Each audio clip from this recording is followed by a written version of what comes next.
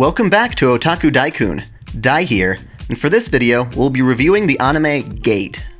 This anime aired for 2 seasons, and just ended during winter 2016. You can find this anime on Hulu and Crunchyroll. Sentai Filmworks currently holds the show's North American license, but as of this video has not released it on home video. Gate's premise involves a fantasy world with monsters, dragons, knights, and magic that becomes connected to Japan via a giant mysterious gate that functions similarly to, say, the wardrobe in Narnia.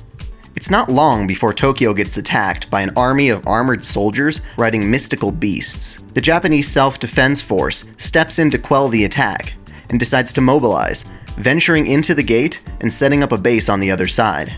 From there, the JSDF sends various squads into this new land on diplomatic and strategic expeditions.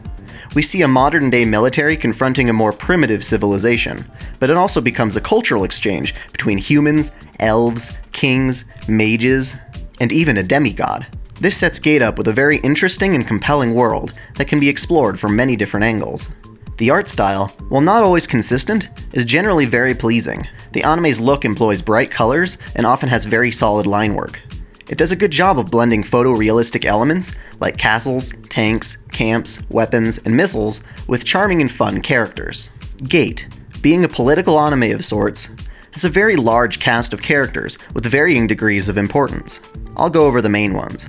Our protagonist, Yoji Kazami, is a JSDF soldier with advanced training, qualifying him for special operations and combat situations, but you wouldn't know just by looking at his laid-back, informal approach to things. He has a passion for doujinshi, and attends a convention in Tokyo, only to wind up in the middle of the first invasion. As such, he's one of the first JSDF on the scene, and his heroics land him a special role in the task force, leading a recon team. This team consists of some reliable soldiers, namely Shino, a hot-headed fighter, and Mari, a highly competent nurse. Yoji encounters and befriends a number of key characters on the other side of the gate, referred to as the Special Region, including Tuka, an elf girl who struggles to accept that her father was killed by a dragon, Lele, an intellectual mage in training, Rory Mercury, an ancient lolly demigoddess, and Pina Colada, I kid you not, an imperial princess in charge of her own army of female knights. These characters, as well as a number of other important side characters, are very likable and generally well written. I'd love to see a few of them cosplayed at conventions this year. Right off the bat, we get our major dramatic questions. What lies beyond the gate? Is it peaceful or dangerous?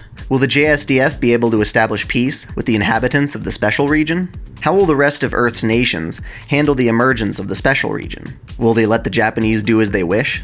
What the hell is this gate? Why is it here? We've also got some character-specific ones, such as, will Tuka ever be able to cope with the loss of her village? Can she take revenge on the dragon that killed her father? And will Lele become a full-fledged mage? But the way Gate handles these is fairly inconsistent. There are some episodes where our main characters are out of the picture, while side characters get tons of screen time, and not everything is delivered to satisfaction. Some arcs are longer than others, and it can be difficult to see how certain plot arcs tie into the larger narrative.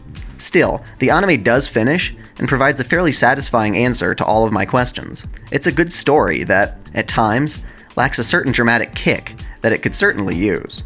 Being an anime of 2 seasons, Gate has 2 different openings. The first is very exciting, with a driving song and wonderful visuals.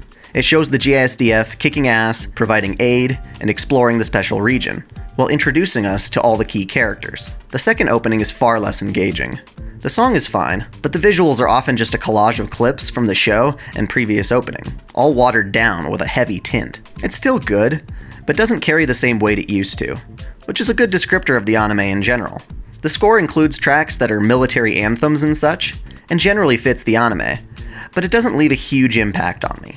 The voice acting in Japanese is also quite solid. Pretty standard fare, I suppose, which is fine. My rating? Great. While I wouldn't consider it a show you absolutely have to see, if you do start watching it, you're in for a real treat. There you have it. If you saw this anime, what do you think? Give me a comment and we'll chat. As always, celebrate your fandom.